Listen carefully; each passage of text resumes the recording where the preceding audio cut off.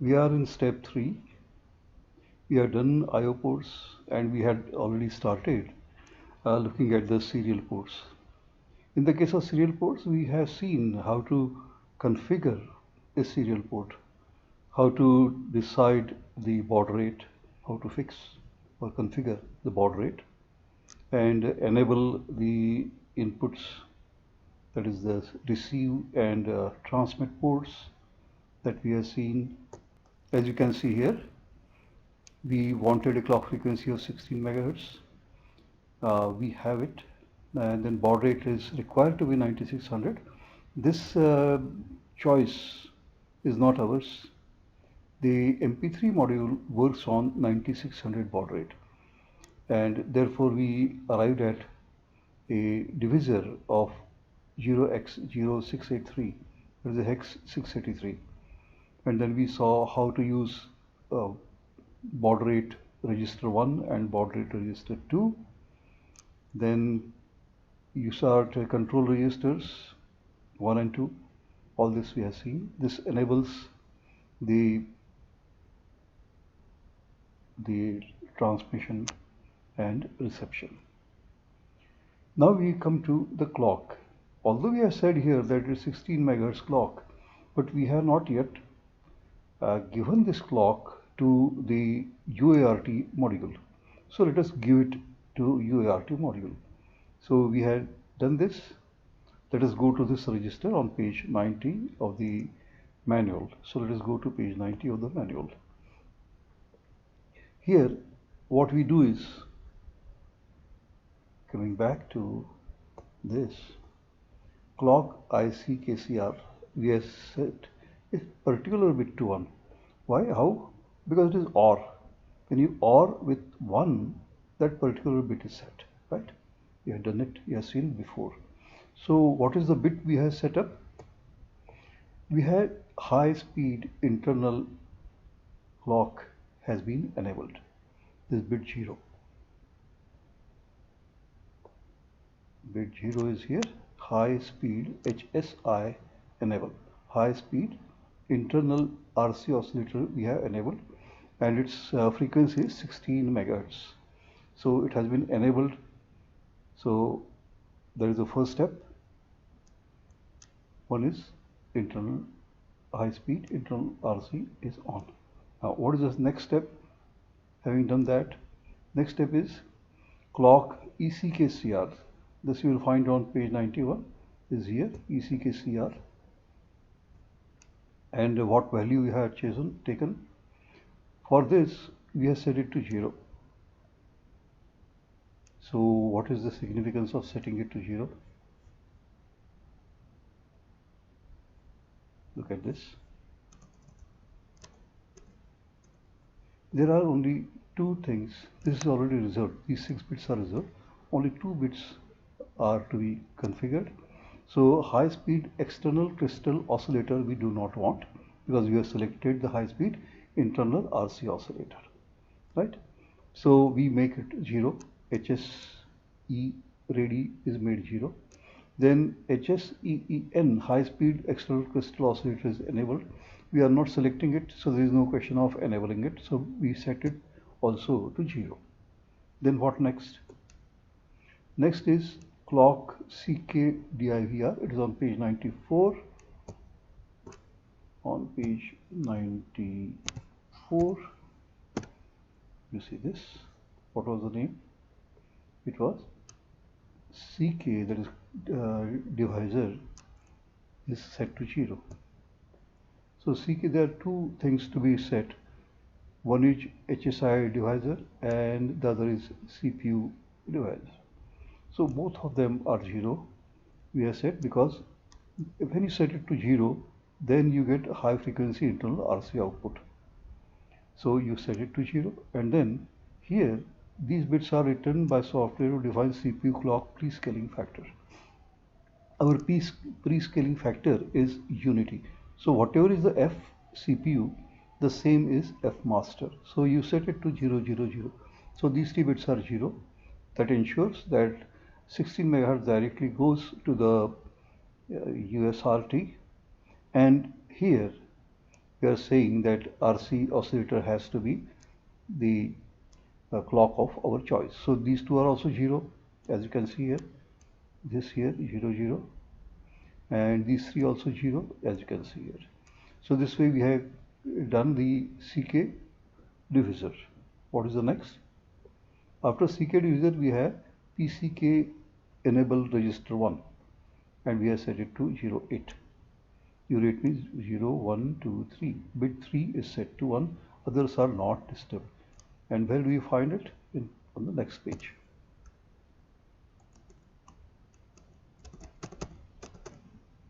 This one.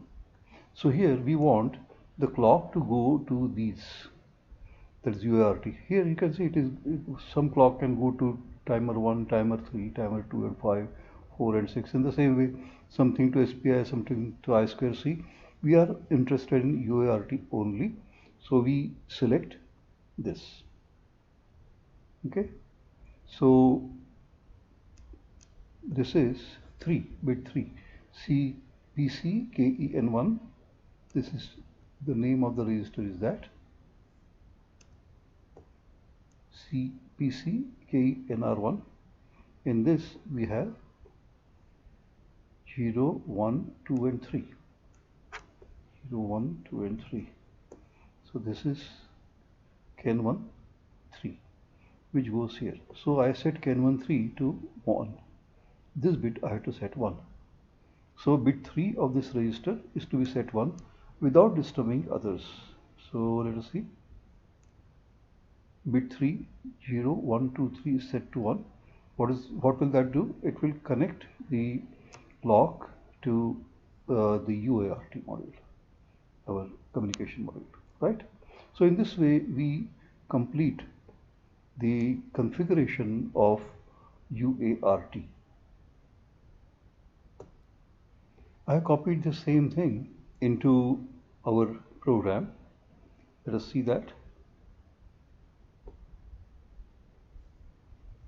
So is here, I call it UART unit.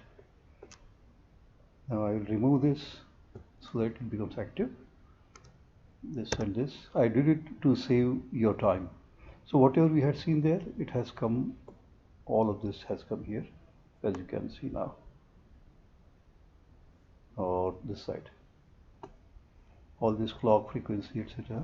And this 6803 CF to C.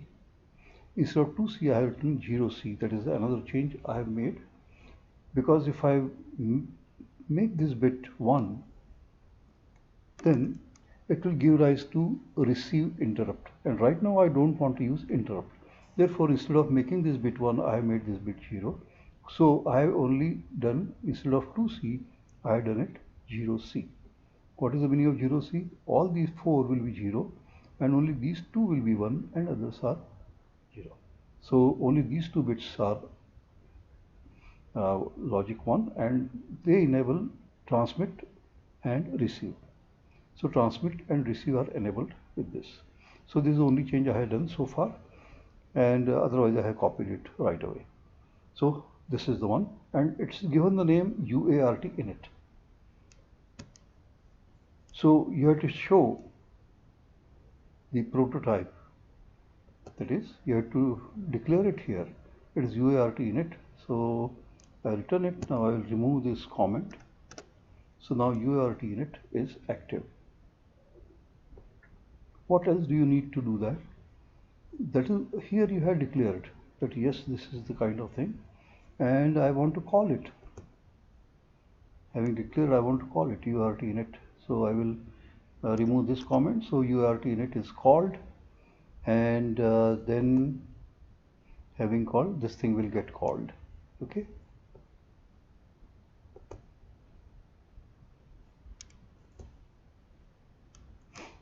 Now comes the most interesting part of serial communication. What do I do is this. We have seen what the UART data register means. So whatever, for example here, I have written something into data register, that is 41 in hex. As soon as I write it, and when the first clock hits the UART module inside the microcontroller, then it starts sending it.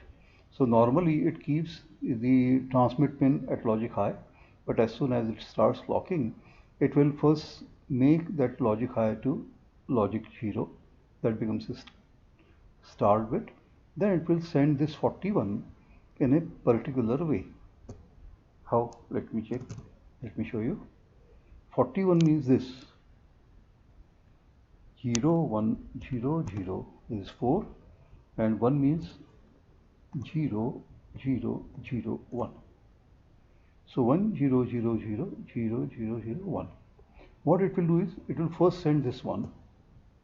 So what it will send? It will send LSB first. LSB first. So what do you see then? What will you see? You will see this one, then 1 0 2 0 3 zeros 4 5 zeros. So it will give 1, then it will send 5 zeros, then it will send 1, which one? This one, and finally this 0, this one, and finally 0. So it will send this in this order.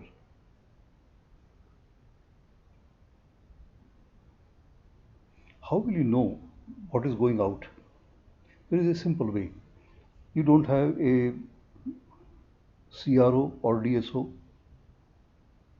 So what do? You don't even have a terminal. If that is the case, then how will you know whether the data is really going out in this fashion? So what we do is we connect transmit pin of our own microcontroller to the receive pin of our microcontroller. So the transmit and receive pins are shorted together. So whatever is going out on transmit, the same thing will go into the receive. And as soon as all the bits are transferred, the receive will read it. Simple. So if you find it in the receive, whatever you have sent out, then you will know that yes, things have been correctly transmitted, right? So what I have done is I have written 41 into the data register, and then what I did, if you look here I have called comms program. What is that comms program? That is the most interesting part of it. In the absence of CRO or in the absence of a monitor, how will you check? So USART, SR and 20. What is USART, SR and 20? Have you seen it before? You remember something? We can see it here. It was on page 363 or something. Let me check. 363. Yeah. This is the SR register. And what we are doing here is we say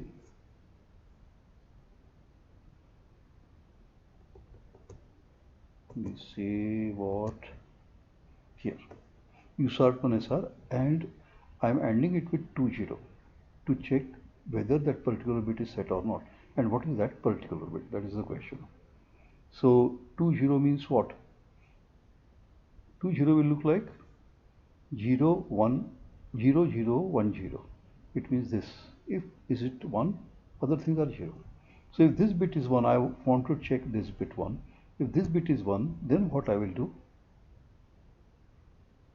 Are you seeing this? 20 means what? Let me first write it here so that you will understand it better. 20 means 0 1, sorry, 0 0 1 0. This is 2 and 0 0 0 0. So whether this bit 0 1 2 3 4, bit number 5, whether the bit number 5 is 1 or not, result of this will be 1, or sorry, result of this will be non-zero if this bit is 1, and if this bit is 0, then the result will be 0. If result is 0, then you exit this loop. If result is non-zero, then you go inside this loop. So what is this bit? 0 1 2 3 4 and 5. So go to SR1, go to SR, 0, 1, 2, 3, 4 and 5. So we are talking about RxNE. What is RxNE? RxNE is read data register not empty. So if this bit has become 1, then received data is ready to be used. And who has sent the data?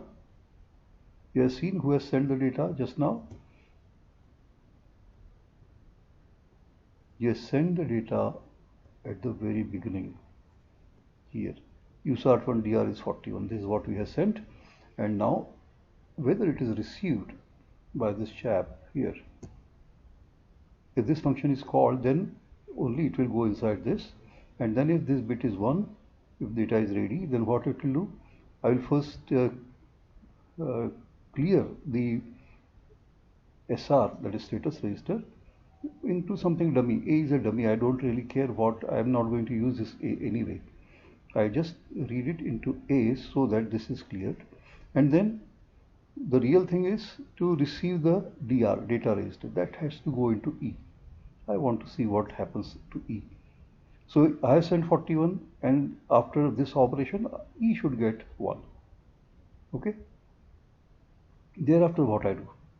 Thereafter, if this is true, then what I do? Then I check this. What is this? What is C0? So let me write C0 here. C0 means 1 1 0 0 0 0 0 0. So what is 1 1 in SR? Let us go back to SR. 1 1 means what?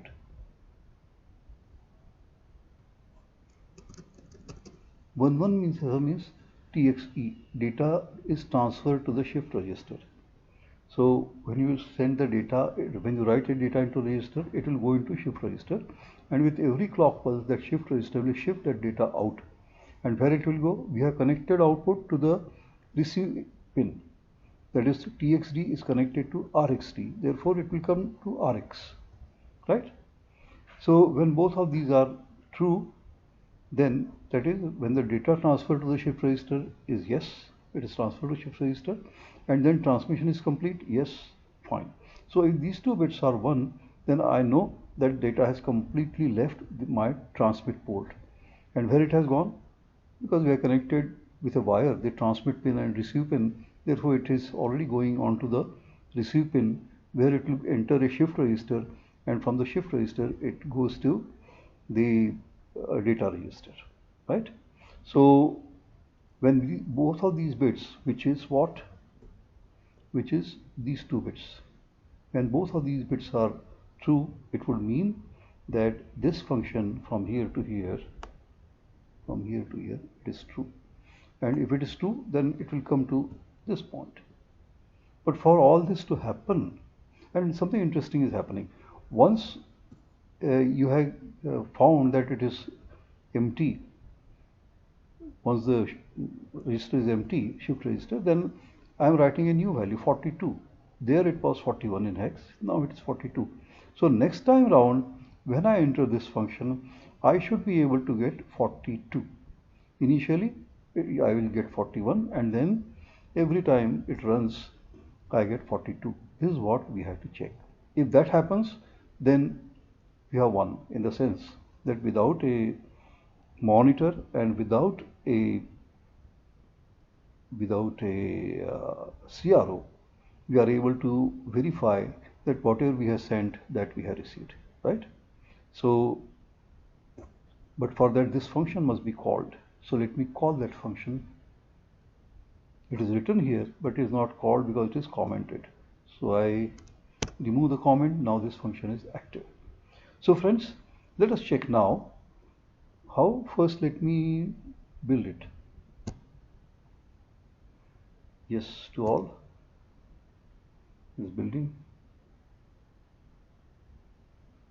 I hope I have enabled everything.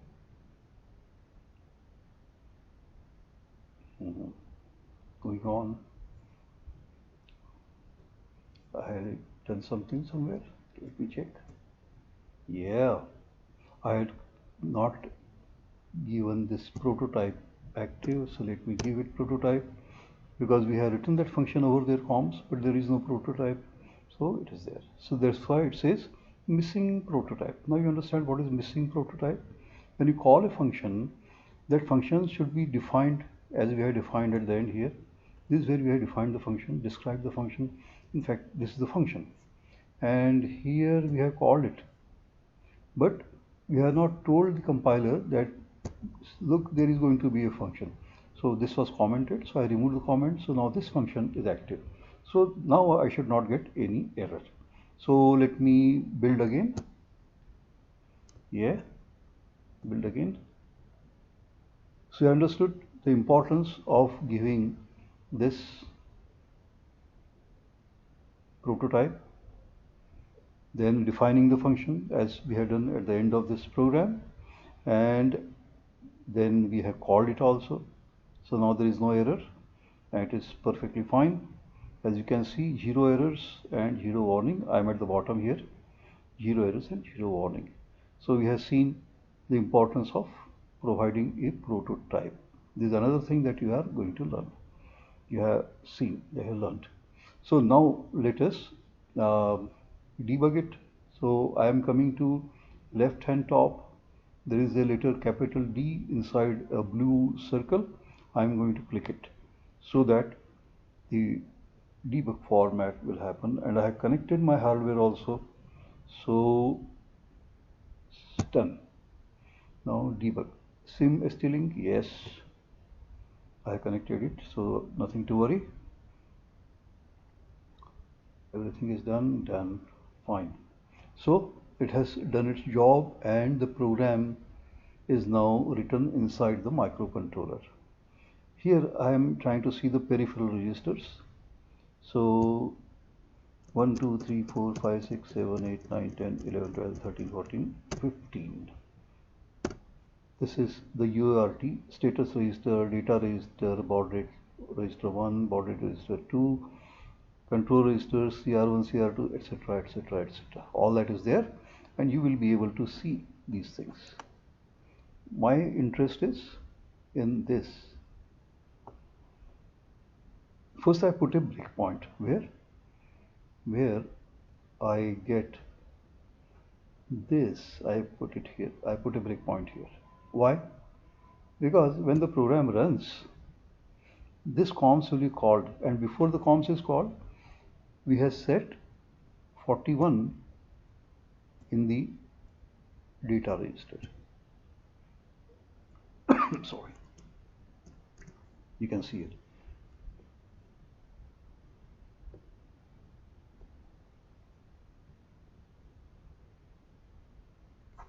Here, USART1 DR is equal to 41.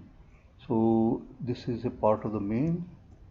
You can see the main is main, and inside main we write all these this, and here we have said USART1 DR is equal to 41.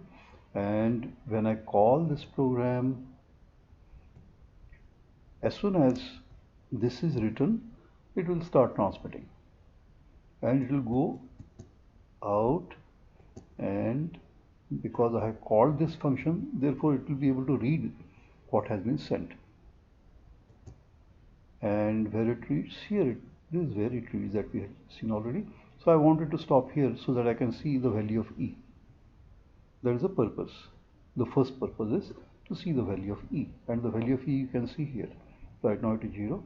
Now I am resetting it. Reset. And now I want to run it. What do we expect E to have? 41, 0x41.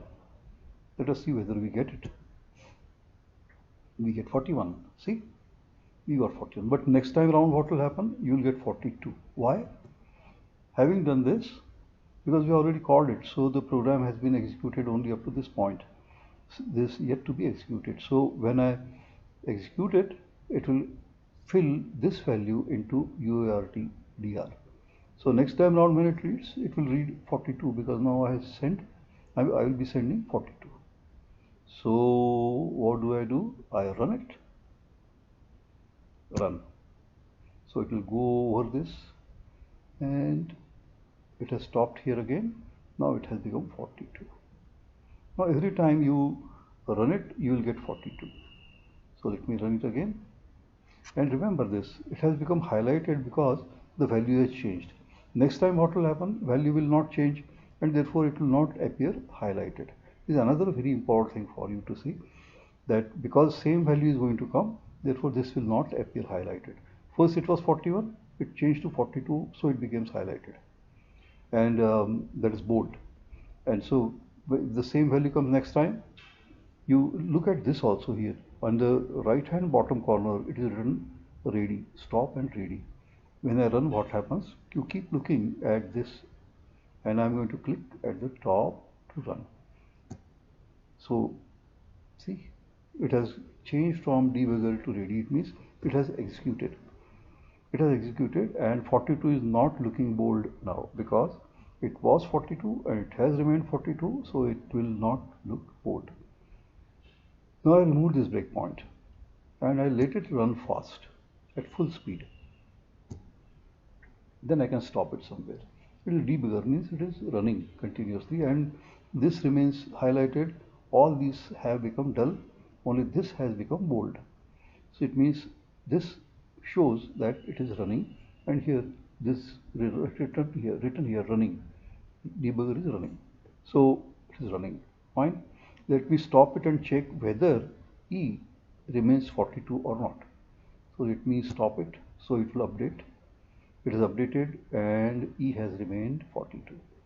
So friends, having done all this without using any interrupt, we have seen how to send data on serial port, how to receive data on serial port, how to configure serial port, how to configure clock, how to take that clock and connect it to the communication module. We have done all this, we understood all this, and so now at this point I will stop, and next time we'll take a look at the interrupt driven operation. Here you have seen that you have to go to comms again and again and again and again till it goes through this many times. You know, if this is not true, then what will happen? It will exit it. It will not do this. It will come here. This is also not true, so it will exit this also. So it keeps looking at it every time. You keep polling these two pins. You keep polling this bit 5 and these bits 6 and 7. Keep polling and waste lot of time. On the other hand, if it were driven by the interrupt, then you are doing your work. When interrupt comes, then only you look at it. So you never do this. For efficient programming, you should use interrupt wherever possible and wherever feasible. Right, friends? So I stop today at this point, and next time we will look at the interrupt. And if you look at this in our outline, you have seen that step 3 you had done IO ports, you had done serial ports, and now you are going to look at interrupts. So in the next lecture we will look at interrupts, how to handle the interrupts and how to do the job more efficiently. Okay, thank you. And if you have any difficulty, ask me, or you may run these lectures over and over again until you are satisfied. Keep in touch and enjoy programming. Thank you.